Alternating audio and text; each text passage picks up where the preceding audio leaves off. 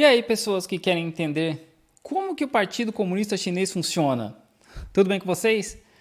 Eu achei esse vídeo aqui, que é em inglês, mas eu vou deixar legendado, que explica mais ou menos bem como funcionam as coisas por aqui. In the entire history of the Soviet Union, there was not a single planned and peaceful leadership transition. Of the 8 Communist Party secretaries in the nearly 7 decades between 1922 and 91, 6 ruled until they died, 1 was overthrown, and Gorbachev saw the dissolution of the entire state. In fact, there had never been a peaceful handover of power in any major communist country. Until the early 2000s, when Chinese leader Jiang Zemin voluntarily resigned. For the first time in the nation's history, there was no coup, no intrigue, no political infighting. Jiang Zemin even endorsed his successor, despite having not chosen him.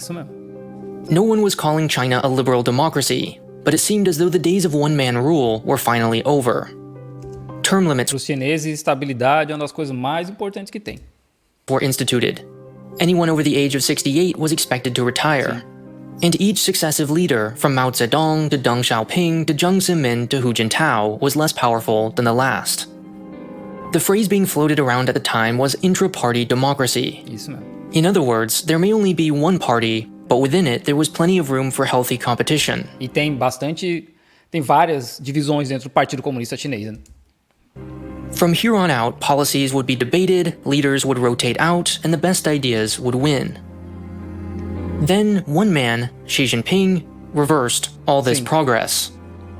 Xi is about to begin his 3rd term in office, and with neither a designated successor nor hardly any competition, Por there's enquanto a gente não tem nenhum sucessor do Xi, assim, claro, né?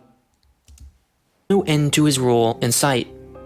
So, how did China revert from intra-party democracy to one-man rule in a single generation? How does any of this, the Chinese Communist Party, actually work? Sponsored by CuriosityStream and Nebula. Nebula is the only place you can watch all Polymatter videos, including my ongoing series, China Actually. Every 5 years, typically in October or November, about 2,300 people from across China travel to the Great Hall of the People in Beijing for what's called the National Party Congress. This year, for example, is the 20th Party Congress, which began on October 16, 2022. Because it's designed to appear representative of society, most of these 2,300 people, called delegates, are relatively low-ranking party members. They include everyone from farmers to celebrities, factory workers, and mayors. Likewise, to create the veneer of harmony, ethnic minorities are awkwardly paraded around in their traditional dress. Eles podem... Isso já é forçação de barra, né? Eles podem usar as roupas deles, é normal, sabe? Normal. The whole thing is a giant spectacle.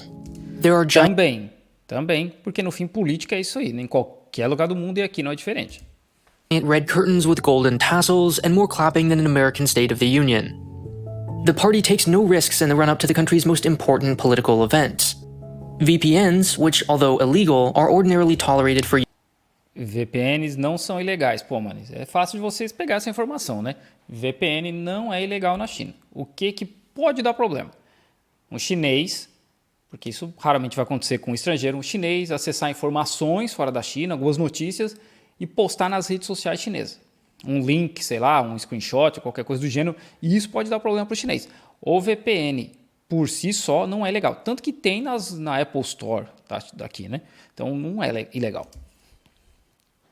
for use by foreigners and the technologically savvy suddenly stop working. Isso não é verdade. O meu VPN nunca parou de funcionar. De vez em quando, o que acontece é a China simplesmente derrubar um dos VPNs, porque eles sabem que Astril, ExpressVPN, NordVPN, eles sabem que essas coisas funcionam aqui, né? E aí, do nada, às vezes, eles simplesmente cortam e um desses VPNs para de funcionar aqui. Dissenters are preemptively put under house arrest. Police patrols are doubled. Prova não tem, né? O cara só tá jogando um monte de informação. Private businesses, both Chinese and foreign, are warned not to rain on the party's parade by making any major announcements. Isso é verdade. O governo contata as empresas e, gente, vamos, né, segurar aí enquanto o Congresso estiver rodando, né? Se tiver alguma notícia grande, vocês deixam para anunciar depois. Yet, for all this showmanship, the actual event is exceptionally boring. Claro, né? It may be theater, but not the kind anyone would voluntarily watch. On the first day, for instance, the party secretary delivers a long speech called the Political Report, reflecting on the past 5 years and setting the priorities for the next. Porque esse relatório que o Xi Jinping lê, acho que com umas 3 horas, né? 2 horas e 40, acho. Os delegados já leram, já aprovaram, tá tudo certo. Xi Jinping vai fazer um discurso para contar o que aconteceu nos últimos 5 anos e qual que é o projeto para os próximos 5 anos. It's here that you're reminded how incredibly Leninist the Communist Party still very much remains. Rather than specific policies or plans, you might hear about the 3 represents, 4 comprehensives, or strengthening normal. of confidences. Porque é assim que eles se comunicam. A gente tem que entender que a língua chinesa é muito diferente, a lógica que eles usam é bem diferente, então é uma outra forma de comunicação. Não dá para esperar que os chineses se comuniquem da mesma forma que a gente. It's only by deciphering these vague slogans that China watchers infer where the country is headed. It's an entire language of its own. After this, the 2,300 delegates, quote, study the speech and inevitably accept it without challenge. Vocês têm ideia? O chinês de alto nível, né? Que são 6 níveis para aprender chinês. Então, no 6º nível, é literalmente aprender esse tipo de comunicação. Que é como eles falam através de metáforas. É basicamente isso. That's because the real decisions have been made much earlier. Falei, né? Although the party doesn't acknowledge this fact, officials meet in secret at a summer resort east of Beijing in Mas August. todo mundo sabe disso, cara. O pessoal do meu trabalho me explicou isso tudo ano passado. Como assim é segredo? The second item on the agenda is to amend the party's constitution. Again, no laws are being written here, only ideological statements. In 2017, for example, Xi Jinping's name was added, implying that he's not just another politician, but a great figure in party history. Pensamento do Finally, Xi Jinping. at the end of this week comes by far the most important task, when delegates elect members of the Central Committee. Isso. Elect in quotes because, remember, almost everything has already been decided. Todo mundo já sabia que são 7, né? O Comitê Central, acho que são 7 pessoas, né? Meus chefes falaram, só tem um cargo que a gente não sabe ainda, os outros todos a gente já sabe. 2017, delegates had 222 candidates to choose from for 204 seats, okay. giving them the option to reject just 9%. Então não é esse aí, Comitê Central.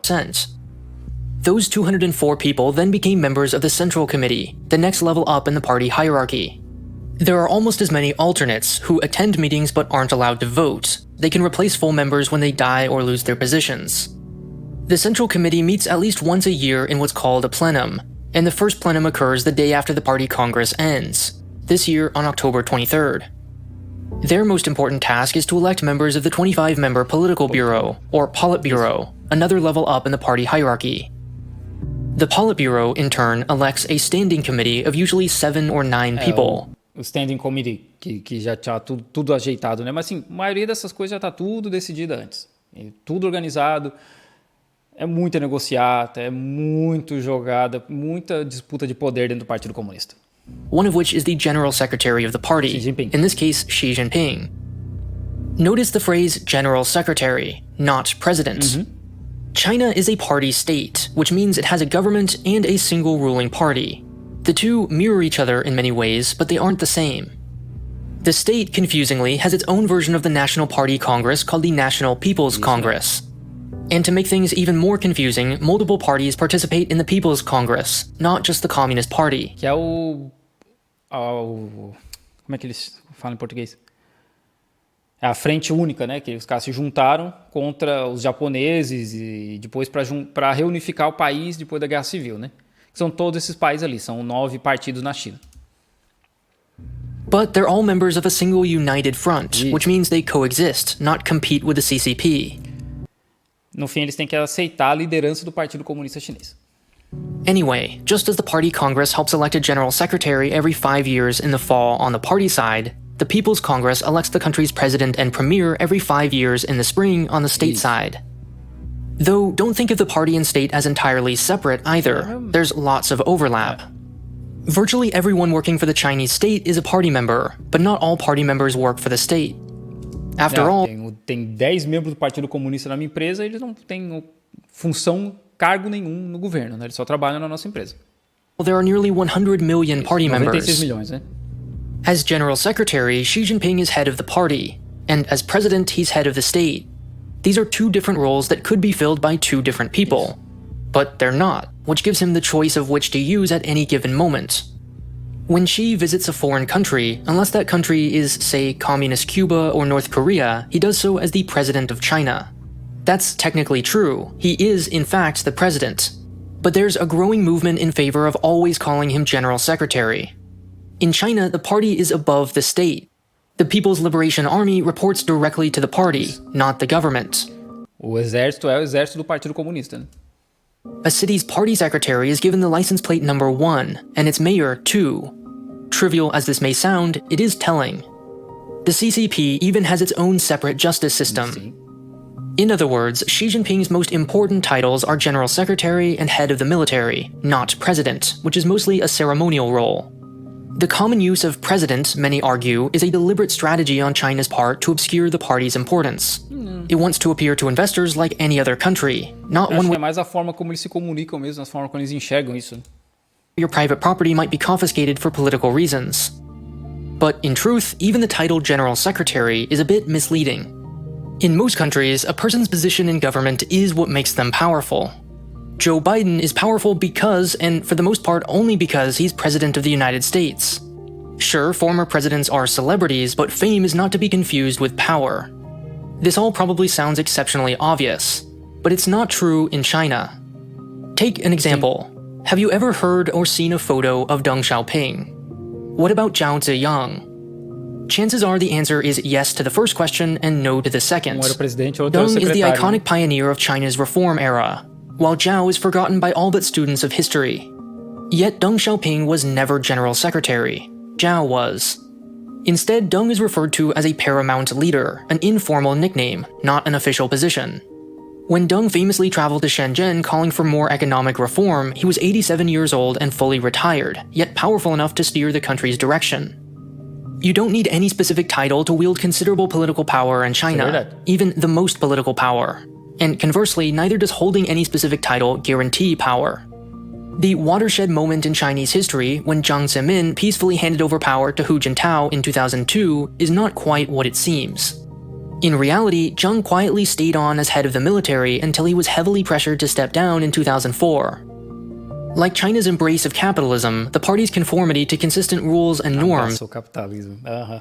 Por isso que eles tiraram 800 milhões de pessoas da pobreza. has always been a mix of our wishful thinking and their skillful performance.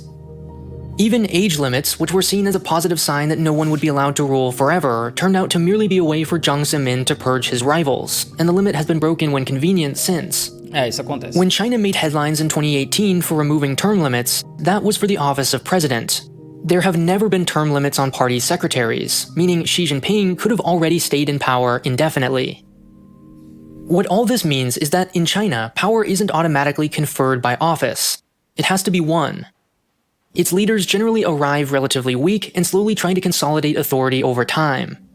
It took Jiang Zemin nearly 6 years to wrestle control after being named General Secretary. Hu Jintao arguably never did. What makes Xi Jinping unique is not so much his hunger for power, but the speed with which he acquired it. As we've seen, there were very few actual rules preventing him from accumulating power. O cara tá 40 anos na vida pública e diz que ele acumulou poder muito rápido. Quem vê... Como é que é? Quem vê o que não vê corre? Quem vê close não vê corre, né? It was simply a question of political skill and luck, both of which he had in droves. Xi is what you might call a princeling. His father was a revolutionary fighter and high-ranking party official. Eles chamam essa galera, essa geração do Xi Jinping, né? Que os pais estavam na fundação do partido ou estavam na revolução, de príncipes mesmo. Meaning, as a child, he had both privilege and, likely, a sense of entitlement. His red blood made him destined for the throne. Now, make no mistake, princelings have shifted in and out of favor over time. As a teenager during the Cultural Revolution, Xi was sent to learn from the proletariat by doing manual labor in the countryside. O pai dele foi expurgado do partido, e aí eles perderam tudo que eles tinham. O Xi Jinping realmente foi trabalhar numa roça aqui na China, e ele acho que tinha 15 ou 16 anos, ele fugiu, voltou para lá, e teve que fazer trabalho braçal mesmo. He lived in a cave, and his father was arrested. Isso mesmo. Later, after Mao's death in 1976, princelings were revived as the party revisited its past. Xi, like many of his elite peers, landed a promising job in government. Porque durante a Revolução Cultural eles expurgaram muita gente a troco de nada, né? O próprio partido reconhece isso. But unlike his peers, Xi Jinping kept his head down. Thanks to their connections, princelings had no trouble securing jobs, but very rarely were they promoted to the very top, where their superiors thought they might cause trouble or even threaten to replace them. Instead, says expert in Chinese politics Victor Xi, they tended to promote, quote, always nice people, weak cadres who obediently followed orders. Xi, on the other hand, avoided the spotlight by taking relatively low-profile jobs outside of the city, where he quietly climbed the ranks. By the time he reached the apex of power in 2012, not only was he better connected than most of his peers, but ironically, he also benefited from this discrimination against princelings. He didn't have much competition. These are all the Politburo members before he became General Secretary, ranked according to the size of their political networks. Botilai era um dos caras que eles achavam que ia ser um adversário do Xi Jinping, né? Mas, se eu não me engano, ele também foi preso por corrupção. Mais de 1 milhão de pessoas foram presas por corrupção durante, né, o governo do Xi Jinping, né? Acho que eu só reconheço, tirando ali Hu Jintao, Li Keqiang, Zhou Yongkang, Wen Jiabao, Bo Xilai. Eu conheço meia dúzia só. Basically, his competitors. First, we can remove anyone due for retirement. They obviously aren't much of a threat. Next, let's remove all the non-princelings who lack the connections and privileges. Institutional sexism effectively disqualifies all women. Isso é verdade. Não tem mulher no topo, né? Não tem. Also remove this person because of a reputational stain. His brother defected to the United States. That leaves Xi with only 3 major competitors. Bo Xilai was subsequently arrested, and the other 2 were quietly demoted to the unimportant vice president position. He then reorganized the military, launched an enormous anti-corruption campaign that helped purge rivals, and enshrined his name in the party constitution. Até agora tá basicamente tudo certo, né? Today, Xi Jinping is effectively unchallenged, making him more powerful than any Chinese leader since Mao. Isso mesmo. Yet, Xi is not Mao. No. The challenge to understanding China is learning from its past without losing sight of the present, which is what I tried to do in my Nebula original series. A diferença do Mao é que, mesmo pra galera que é, digamos, a ala direita do partido, né, que é a ala mais liberal e tal, os caras entendem que a importância do Mao Zedong de ter libertado a China das mãos de colonizador, partido nacionalista, etc, né? Então, mesmo o pessoal que não é tão esquerda ainda entende a importância do Mao. O Xi Jinping não. O Xi Jinping tem não é inimigos, né? Tem adversários dentro do partido. Tem bastante, não é pouco. Então, foi um trabalho muito grande para ele se manter no poder e chegar onde ele está hoje. Esse vídeo até que dá uma pincelada boa, tirando ali como aquela parte de eles usam as roupas tradicionais porque eles querem fazer show-off, né? O resto tá tudo certo.